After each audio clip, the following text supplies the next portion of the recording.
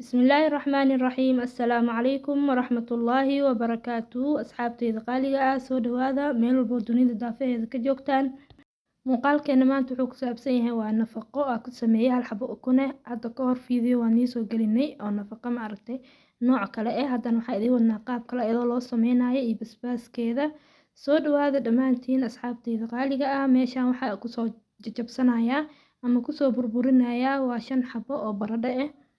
baradhada waa soo karkariyay biyo ayaan kusoo karkariyay marka halkan ayaan kusoo jajabsanayaa kadibna waxaan kusoo darayaa basal yar oo si yar usoo jajaray iyo kabsar caleen iyo cusbo yar ayaan ku darayaa si dhadhan u yeelato maasha Allah sidaas ayaan iskugu qasayaa iskugu walaaqayaa marka asxaabey waxaa kaloo ii diyaarsan ukun 5 xabo ukun ah oo ayadana aan soo karkariyay meel ayay ii taalaa halkan waxaan kusoo shubtay wax yar oo bur ah waxaan kusoo darayaa hal qaado oo maxaa dhahaa food color rinjiga cuntada lagu daro ayaa kusoo daray burkii waa kaasaa uu yara culus yahay qafiif zaid ma ahan oo biyo zaid ma aha waxaa la rabaa bur yara culus inaad ku sameysid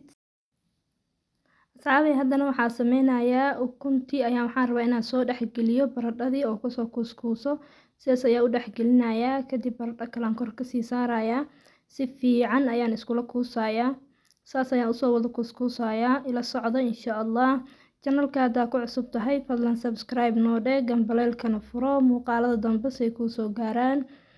qaybta commentigana waa dhankiina waxaa waaye fikradihiina noogu soo gudbinaysaan inta maalin walbana daawata ee nala socoto waa idinkaga mahadcelinaynaa aad ayaa u mahadsantihiin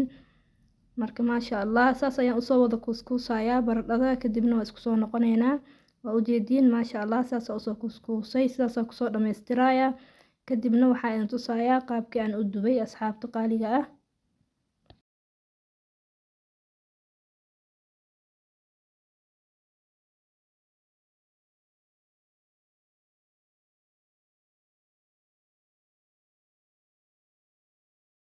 asxaabey waa kana waa soo diyaarsaday baradhadii waa soo kuuskuustay haddana waxaa sameynayaa waxaa dhex gelinayaa burkii aan soo diyaarsaday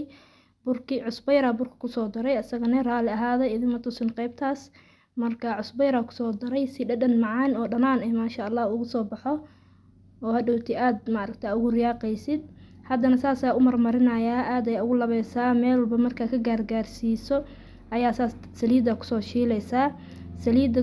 qabowna ma ahan kuleyl karkar zaid ana ma ahan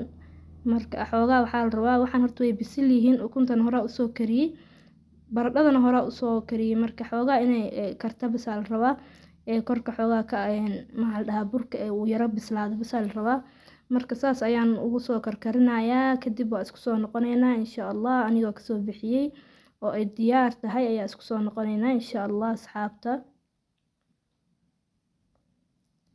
waa kana asxaabey diyaar waaye nafaqadeennii saan inoogu soo baxday maasha Allah basbaaskaasna mar idin soo gelin doonaa waa basbaas cagaar si maasha Allah kaal iska arag heer sare loo sameeyay waaye oo toon iyo adduun lagu shiiday intaan hadda isku cunto waxaa waaye especially gabdhaha maaragtay lagu dhex jiro aad ayaa uga heli doontaa saa rajeenayo dhammaanteen waa wada jecelnahay nafaqada